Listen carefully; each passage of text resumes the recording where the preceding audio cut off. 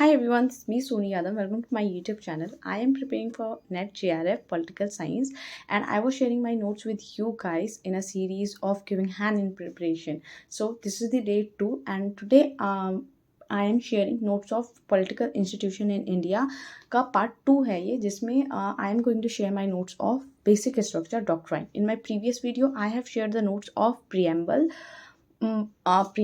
जिसमें हमने mainly 3 cases के बारे में बात किया हुआ था, जिसमें पहला है पेरूवारी केस 1960, 1973 का केशवानंद भारती केस एंड 1995 का LIC इंडिया केस. सो उसी 1973 का केशवानंद भारती केस से ही रिलेटेड हमारा बेसिक स्ट्रक्चर डॉक्ट्राइन है, ठीक है. और बेसिक स्ट्रक्चर डॉक्ट्राइन को समझना बहुत ज़्यादा इंपॉर्टेंट हो जाता है in terms of understanding our Indian constitution. So जो बेसिक स्ट्रक्चर डॉक्ट्राइन है वो इंडियन ओरिजिन है, as our Indian constitution is called borrowed constitution. But basic structure doctrine जो है we haven't borrowed it from any other constitution. ये Indian origin है and जो basic structure doctrine है that is not explicitly mention in constitution. Indian judicial innovation है basic structure doctrine. Okay, अब basic structure doctrine है क्या?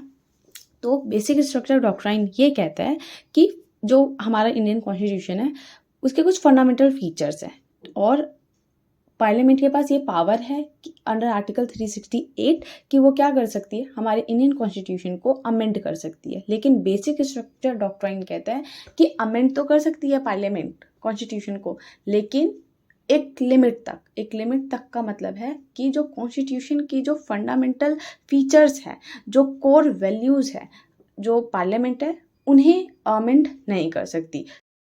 So basic principle या फिर कोर वैल्यूज से मेरा मतलब है, लेट्स टेक एग्जांपल कि सेपरेशन ऑफ पावर है इन आवर कॉन्स्टिट्यूशन, जिसमें सेपरेशन ऑफ पावर है, डिवीजन ऑफ पावर है लेजिस्लेटिव, एग्जीक्यूटिव एंड जुडिशरी के बिटवीन. ओके, तीनों के पास अपना काम डिवाइडेड है. तीनों का काम है, लेजिस्लेटिव लॉ मेकिंग कर रही है, एग्जीक्यूटिव उसको इम्प्लीमेंट कर रही है एंड जुडिशरी एक चेक एंड बैलेंस कर रही है, एक नज़र रखने का काम कर रही है कि जो लॉज बनाए जा रहे हैं दैट इज़ कॉन्स्टिट्यूशनल और नॉट. ओके, सो अब पार्लियामेंट क्या कर रहा है, क्योंकि पार्लियामेंट के पास अमेंडिंग पावर है अंडर आर्टिकल 368, तो वो क्या कर रहा है कि एक ऐसा लॉ लाता है जिसमें जुडिशरी की सारी पावर को ख़त्म कर दी गई है और एग्जीक्यूटिव का भी जो काम है वो लेजिस्लेटिव खुद कर रहा है. अल्टीमेटली कहने का मतलब ये है कि जो सारी पावर्स है वो जो पार्लियामेंट है वो अपने अंडर अक्यूमुलेट करने का काम कर रहा है. तो क्या ये पॉसिबल है? नहीं. ओरिजिनल कॉन्स्टिट्यूशन कह रहा है सेपरेशन ऑफ पावर होना चाहिए,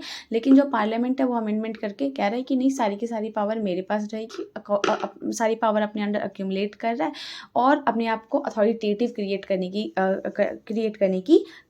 का काम कर रहा है. सो जो बेसिक स्ट्रक्चर डॉक्ट्राइन है बाय द सुप्रीम कोर्ट वो यही कहती है कि parliament can amend the constitution, ठीक है, which is obviously important. Time के साथ जो रिक्वायरमेंट है उसके according parliament can amend the constitution but can not alter the basic structure, can not alter the core values of constitution. So fundamental जो basic structure doctrine ये है. Okay, so basic structure doctrine में बार जो article हम देखने वाले हैं that is article number 368 and article number 13. So article number 368 क्या कह रहा है? आर्टिकल 368 जो है पार्लियामेंट को अमेंडिंग पावर दे रहा है, कॉन्स्टिट्यूशन में अमेंड करने का पावर दे रहा है. और आर्टिकल नंबर 13 जो है वो जुडिशरी की पावर है जुडिशियल रिव्यू करने का. Now what is judicial review?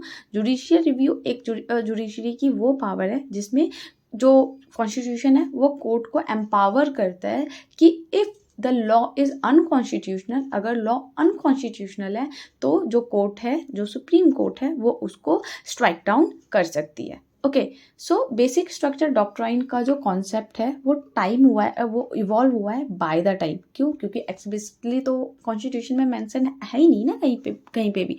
So origin जो है इसका मेनली जो ओरिजिन हुआ है वो केशवानंद भारती केस 1973 से हुआ है, जिसमें 13 जजेस की बेंच बैठी थी, जिसमें 7:6 की मेजॉरिटी से सुप्रीम कोर्ट एक वर्डिक्ट निकालता है और वर्डिक्ट में कहता है कि under article 368 constitution have the power to amend parliament have the power to amend the constitution but does not allow parliament to alter the basic structure. कह रहा है कि जो बेसिक स्ट्रक्चर ऑफ कॉन्स्टिट्यूशन है उसमें चेंजेस करने का, उसको ऑल्टर करने का जो परमिशन है वो पार्लियामेंट के पास बिल्कुल भी नहीं है। अब इसमें जो चीफ जस्टिस थे दैट वाज SM सिकरी, और उन्होंने ही सबसे पहले टर्म जो बेसिक स्ट्रक्चर है को उसको कॉइन किया था। अब बेसिक स्ट्रक्चर डॉक्ट्राइन का जब कॉन्सेप्ट पढ़ रहे हैं तो उसका सिग्निफिकेंस क्या है, उसकी ज़रूरत क्या है, उसके क्या फ़ायदे हैं, एक तरीके से वो देख लेते हैं। सो बेसिक स्ट्रक्चर डॉक्ट्राइन जो है एक तरीके से काम करता है act as a check on parliamentary power पे नज़र रखने की, चेक रखने का काम करता है through the supreme court. Preserve करता है स्पिरिट ऑफ कॉन्स्टिट्यूशन की जो स्पिरिट है, जो सोल पावर है, जो मेन फीचर है, उसको प्रिजर्व करने का काम करता है। Ensure continuity of the core constitutional values, जो कॉन्स्टिट्यूशन के जो कोर वैल्यूज है, फीचर्स है, वो टाइम के साथ पास ऑन हुए आगे इस चीज़ को इंश्योर करता है, कंटिन्यूटी को इंश्योर करता है। और balance parliament sovereignty with constitutional supremacy की बैलेंस करता है कि पावर के पास जो सोवरेनिटी है, जो अधिकार है कॉन्स्टिट्यूशनल अमेंडमेंट की, वो उसके पास ही रहे, लेकिन साथ में जो कॉन्स्टिट्यूशन की जो सुप्रीमेसी है, जो सबसे ऊपर जो कॉन्स्टिट्यूशन की जो वैल्यू किया जाता है, वो वैल्यू भी कॉन्स्टिट्यूशन की उसी तरीके से बनी रहे। और साथ में ensure judicial oversight over the constitutional amendment as the judiciary have the power to take keep eye on constitution. क्या करें कि कॉन्स्टिट्यूशनल जो अमेंडमेंट्स है, जो पार्लियामेंट लॉ मेकिंग कर रहा है, उस पर पूरी नज़र रखने की जो उसकी पावर है, उसको एक तरीके से और ज़्यादा इंश्योर कर रहा है बेसिक स्ट्रक्चर डॉक्ट्रिन। ओके, और जो पार्लियामेंट है उसको प्रिवेंट कर रहा है अथॉरिटेटिव बनने से, अथॉरिटेरियनिज्म लाने से रोक रहा है एक तरीके से।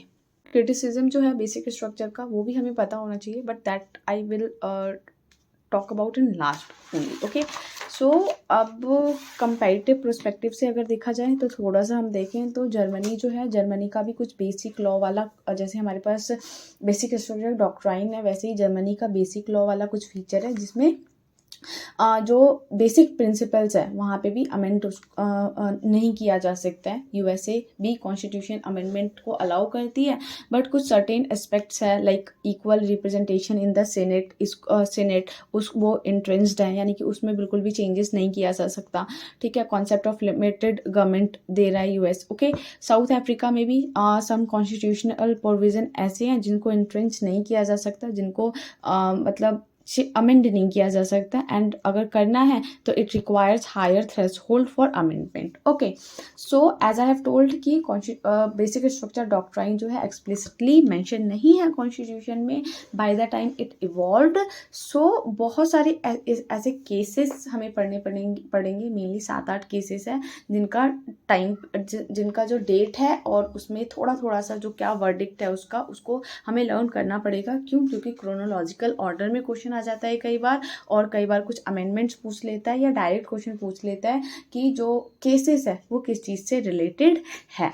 तो उसके लिए ये 7-8 जो केसेस हैं उनको सीरीज वाइज लर्न करना, समझना बहुत ज़्यादा इंपॉर्टेंट है। So evaluation of basic structure doctrine की बात करें तो सबसे पहला आता है एक शंकरी प्रसाद केस, ठीक है, वर्सेस यूनियन ऑफ इंडिया 1951। अब इसकी बात करने से पहले मैं एक आर्टिकल और बात करते हैं, आर्टिकल नंबर 32 का सेकंड। ओके, बात कहता है कि the state shall not make law that take away one or more fundamental right. जो पार्लियामेंट है, स्टेट है, वो ऐसे लॉ नहीं बना सकता जो एक या एक से ज़्यादा जो हमारी फंडामेंटल राइट है उसको लेने का काम करे, हमसे छीनने का काम करे। अब उस पर साथ में फर्स्ट अमेंडमेंट एक्ट 1951 के बारे में पढ़ेंगे, जिसमें कहा गया है, जिसमें ये था कि it curtailed the right to property, article number 31। जो article number 31 right to property है, which was previously one of our fundamental right. 1978 से पहले हमारा ये एक फंडामेंटल राइट था, 7 फंडामेंटल राइट्स थे हमारे पास, जिसमें ये राइट टू प्रॉपर्टी भी था अंडर आर्टिकल नंबर 31।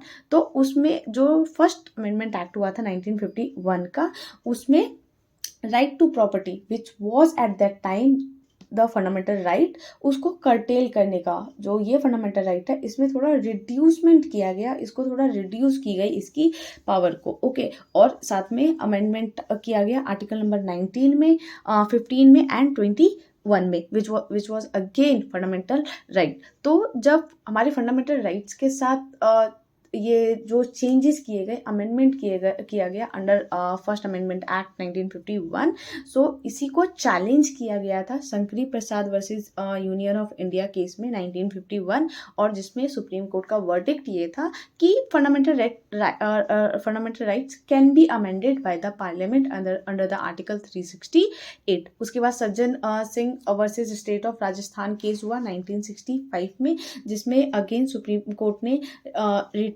रिट्रेट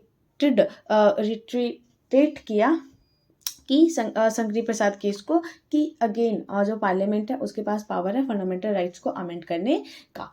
अब मोस्ट इंपॉर्टेंट थर्ड वाला जो ये केस है, Golaknath versus the state of Punjab 1967, ये वाला केस जो है ये फर्स्ट केस है जो हिंट करता है कि जो पार्लियामेंट के जो पास पावर है दैट इज लिमिटेड, पार्लियामेंट की जो अमेंडिंग पावर है वो लिमिटेड है। अब कोलकानाथ वर्सेस स्टेट ऑफ पंजाब 1967 का जो केस है उसको पढ़ने से पहले 17th अमेंडमेंट एक्ट 1964 को पढ़ना इंपॉर्टेंट है कि 1964 का जो 17th अमेंडमेंट एक्ट है वो ये कहता है कि added certain state enactments to 9th schedule and modifying article 31A।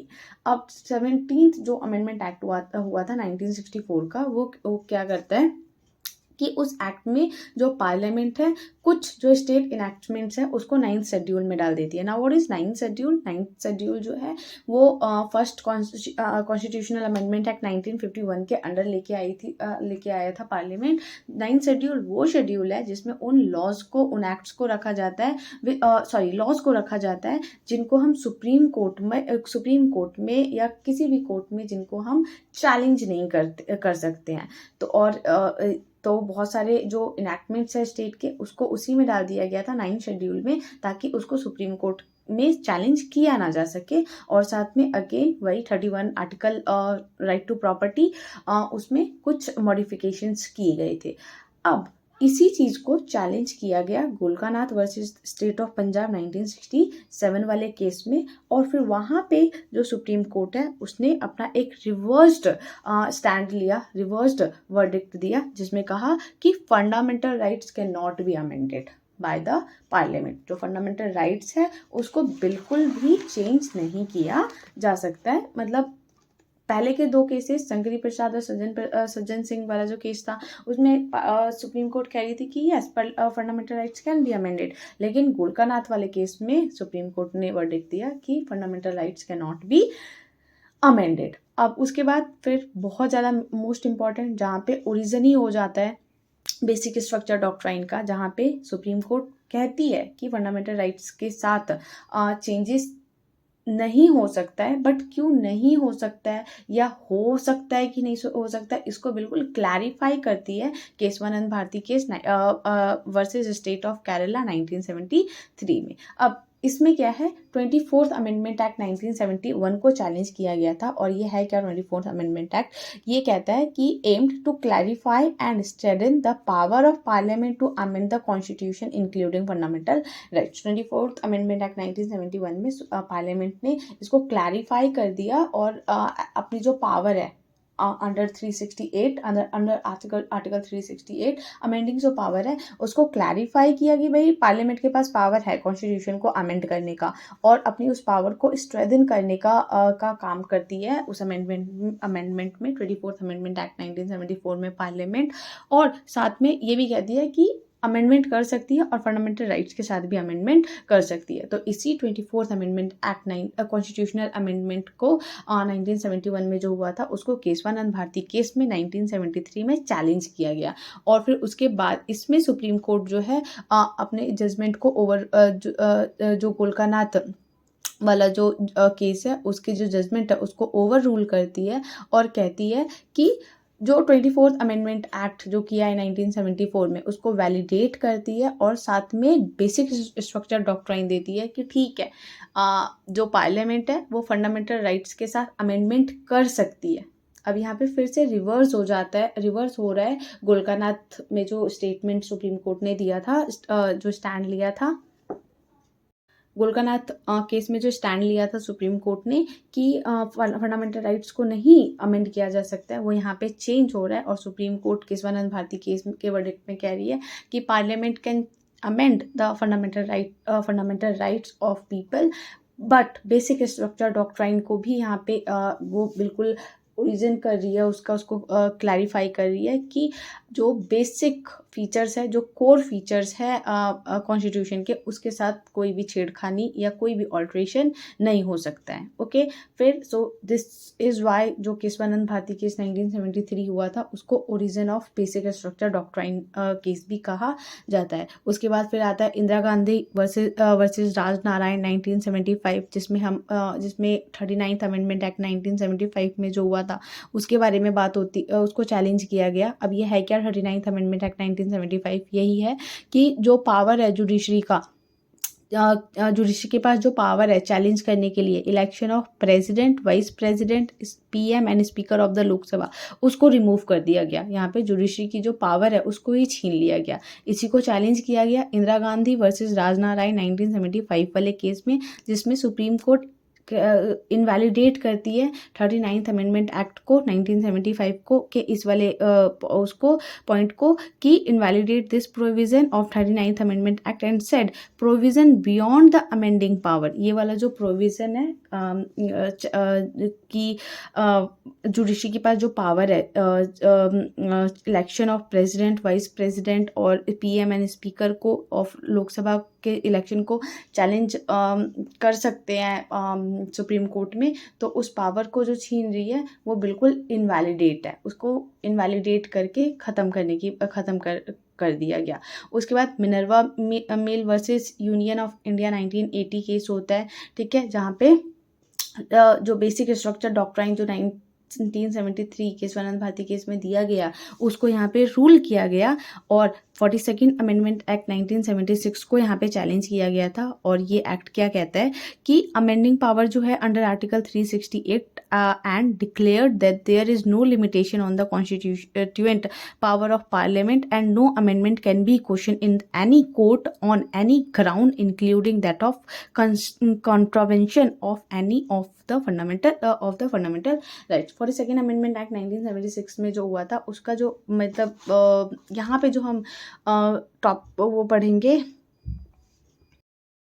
42nd constitutional amendment act के अंडर 1970 एक्ट के अंदर जो मेन चेंज हम यहाँ पे पढ़ने वाले हैं वो पढ़ेंगे, वो यही कि किस तरीके से जो पार्लियामेंट है वो कहता है कि भाई जो मेरी अमेंडिंग पावर है जो कॉन्स्टिट्यूशन अंडर आर्टिकल 368 हमें दे रहा है, उसमें कोई लिमिटेशन नहीं है। हम सब पूरे कॉन्स्टिट्यूशन को अमेंड कर सकते हैं, फंडामेंटल राइट्स को भी अमेंड कर सकते हैं और उसको किसी भी ग्राउंड पर किसी भी कोर्ट में चैलेंज नहीं किया जा सकता है। तो इसी 42nd constitutional amendment act which was held in 1976 उसको चैलेंज किया गया मिनर्वा मिल केस में 1980 में, ओके, जिसमें सुप्रीम कोर्ट इनवैलिडेट करती है इस प्रोविज़न को और प्रिवेंट करती है पार्लियामेंट को अनलिमिटेड पावर अटेन करने से, गेन करने से और फिर करने से और balance fundamental rights and directive principle as part of the basic structure. और जो बैलेंस करती है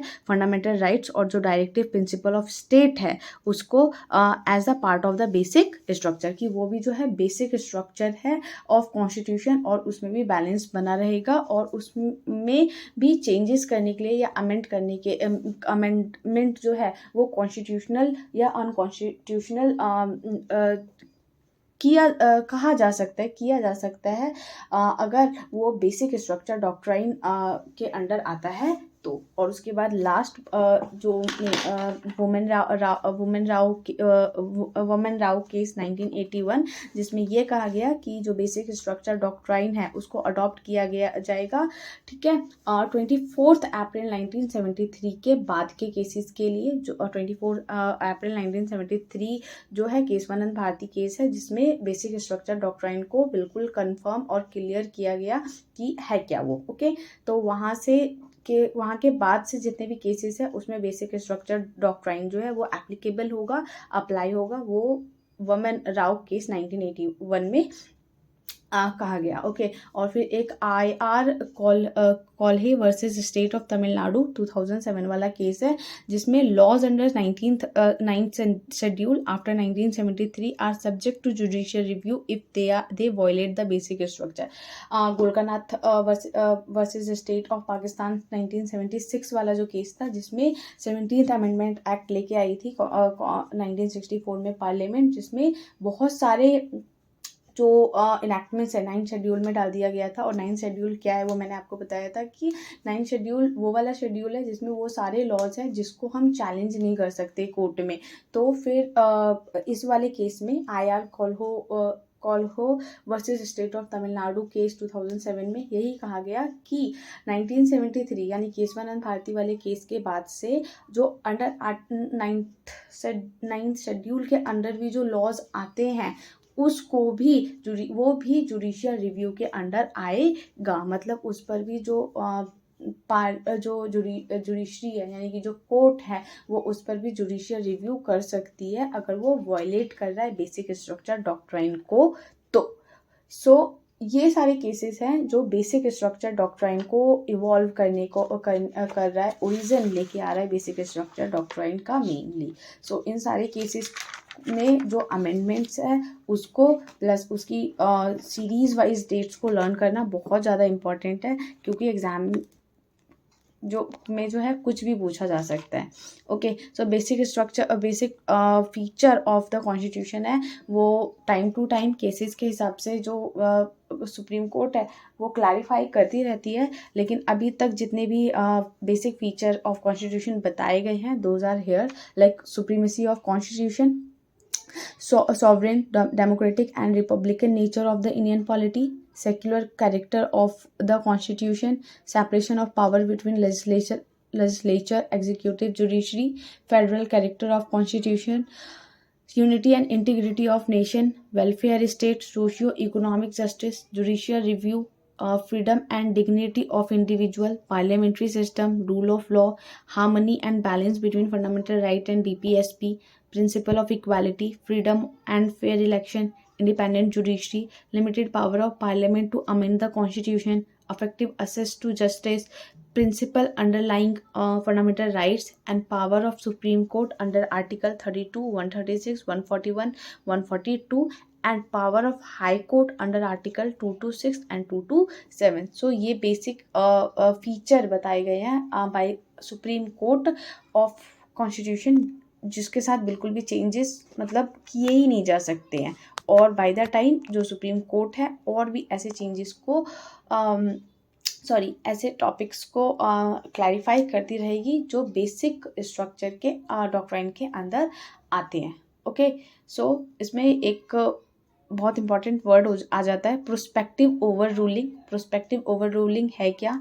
doctrine where a new interpretation applies to further cases only. तो प्रोस्पेक्टिव ओवर रूलिंग ये है, जैसे कि मैंने बताया कि जो वुमेन राव केस है 1981 उसमें ऐसा मेंशन किया गया है साफ साफ कि 24 अप्रैल 1973 यानी केशवानंद भारती केस के बाद जितने भी लॉज हैं, जितने भी अमेंडमेंट्स हैं, उन सब पे जो बेसिक स्ट्रक्चर डॉक्ट्राइन जो है वो एप्लीकेबल होगी, अप्लाई होगी। तो यही जो चीज़ है, यही जो क्लैरिटी है, ये प्रोस्पेक्टिव ओवर रूलिंग को बताता है, ओके। सो ये था हमारा बेसिक स्ट्रक्चर डॉक्ट्राइन के नोट्स। आई होप की नोट्स में सारी की सारी चीज़ें या जितने भी क्वेश्चंस बन सकते हैं बेसिक स्ट्रक्चर डॉक्ट्राइन से, वो सारे के सारे कॉन्सेप्ट्स कवर हो चुके हैं। एंड आप सबको एक ही जगह पे सारे के सारे केसेस जो इस पर्टिकुलर टॉपिक से यानी कि बेसिक स्ट्रक्चर डॉक्ट्राइन से रिलेटेड जो हैं वो आपको मिल गए होंगे और समझ भी आ गए होंगे। Thanks for watching my video. Do like, subscribe my channel for the further videos. Bye.